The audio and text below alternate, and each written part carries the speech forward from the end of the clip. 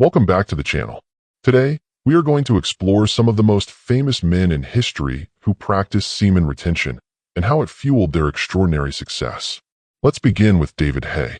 David Haye, former world heavyweight boxing champion, likened semen retention to a lion who hasn't eaten for a while.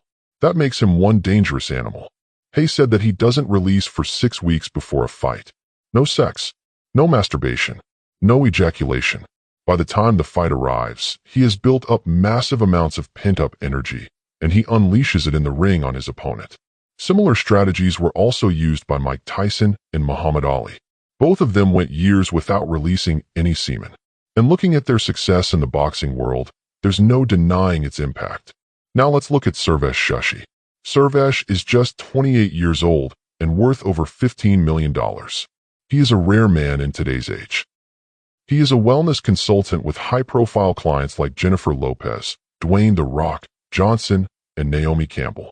Believe it or not, Servesh is a virgin. Growing up, he admits he was arrogant and aggressive. Originally, he wanted to be a cricket player. His father encouraged him to try yoga to control his emotions. Under his teacher's guidance, Servesh learned to calm himself. His teacher gave him 5 precepts to live by, one of which was celibacy and semen retention. Servesh followed it strictly. While he does not claim that sex or masturbation is wrong, he abstains as part of his personal journey towards self-realization. He says it helps him stay clean from within. He channels his creative energy to his brain through meditation and celibacy. He believes self-discipline has removed distractions and allowed him to focus on his goals. In his own words, ejaculation gives only a few moments of pleasure, but abstinence has given him true, sustainable success, both spiritually and professionally. Now we come to Steve Jobs, the co-founder of Apple. Steve Jobs may no longer be with us, but his impact on the world is undeniable. He was not celibate, but he did practice semen retention. Jobs refused to ejaculate except when he wanted children. He believed in conserving his seminal energy for his work. Through tantric practices, he learned to harness this powerful energy. The result? He revolutionized the world of computers, and his work turned him into a billionaire many times over. Moving back in history, let's look at Winston Churchill. Winston Churchill, the Prime Minister of the UK during World War II, is considered one of the greatest leaders in history. He helped defeat Adolf Hitler, and he also practiced semen retention. Churchill once said that he was able to write so much because, in his words, "I don't waste my essence in bed." That discipline played a role in his legendary achievements. Next, we have Michelangelo. Michelangelo, the sculptor and artist, is often called the most gifted artist in history.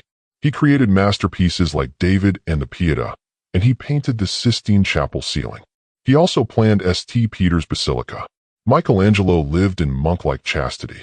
His biographer Ascanio Condivi wrote about this, and his artworks often show women with more masculine features, suggesting his lack of interest in sexual activity.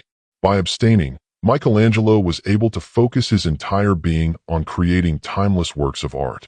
Then there is Nikola Tesla. Tesla, the man who invented the 20th century, was celibate for life. He redirected all his sexual energy into his inventions. He discovered wireless electricity, created machines that could cause earthquakes, and even produced ball lightning. Tesla consciously rejected sexual pleasures, believing women were the greatest thieves of energy. Instead, he preserved that energy for creation. Many historians agree. Had he accepted money for his inventions, Tesla could have been the first billionaire in history.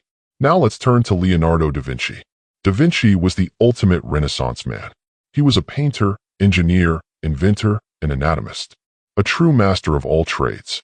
He was also a lifelong bachelor with no evidence of sexual activity. In fact, Da Vinci described the sexual act as disgusting and believed it only continued due to human tradition. His choice to abstain allowed him to redirect energy into masterpieces that humanity treasures forever. Let's not forget Sigmund Freud. Freud, the father of psychoanalysis, is one of the most influential figures in psychology. His theories were controversial, but his influence is undeniable. He believed masturbation caused anxiety, and he felt sexual activity was incompatible with great achievements. Though married, Freud became fully celibate after the age of 40. This choice allowed him to focus entirely on his work, leaving a legacy that still shapes psychology today. And finally, Napoleon Hill. Napoleon Hill, author of Think and Grow Rich, one of the best-selling self-help books in history, openly spoke about semen retention.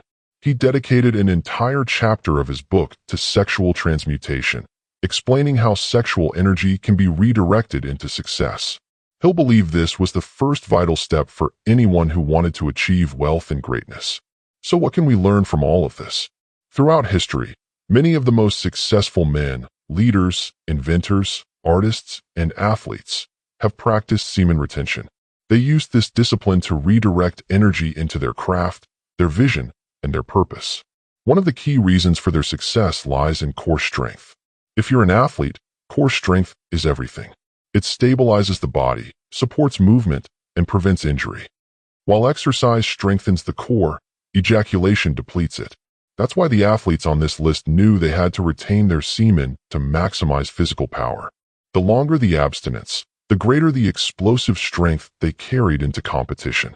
And this principle applies beyond sports. Semen retention, as history shows, has fueled creativity, leadership, innovation, and spiritual growth.